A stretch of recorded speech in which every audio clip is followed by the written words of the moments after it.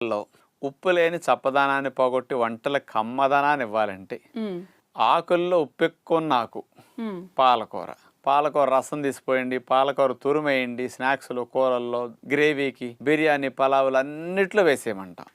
మరి అంత విరివిగా వాడే పాలకూరలో దాగి ఉన్న ప్రకృతి వాస్తవాలు ఏమిటి అనేది ఈరోజు కార్యక్రమంలో అందిద్దాం అనుకుంటున్నాం అమ్మ. చాలా మంచి విషయం డాక్టర్ గారు. పాలకూర ఎక్కడ దొరికినా తినమని మీరు ఎప్పుడూ చెప్తూ ఉంటారు. అవునమ్మా. కానీ ఎందుకు డాక్టర్ గారు, అంటే పాలకూరలో అన్ని పోషక విలువలు ఏముంటాయండి? సహజంగానండి పోషకాలు పెద్ద ఎక్కువ ఉండవమ్మా, అనేక లాభాలు ఉన్నాయి. ఓకే. 100 గ్రాముల పాలకూర తీసుకుంటే 92 గ్రాములు నీరే, అంటే 92% వాటర్ అని అర్థం అనమాట. కొవ్వులు అసలు ఉండవు. మాంసకృతులు 2 గ్రాములు ఉంటాయి. పీచులు 1 గ్రాము ఉంటుంది. శక్తి ముఖ్యంగా కార్బోహైడ్రేట్స్ అయితే 5 గ్రాములు ఉంటాయి. క్యాలరీస్ అయితే మనకు శక్తి పాలకూర ద్వారా 26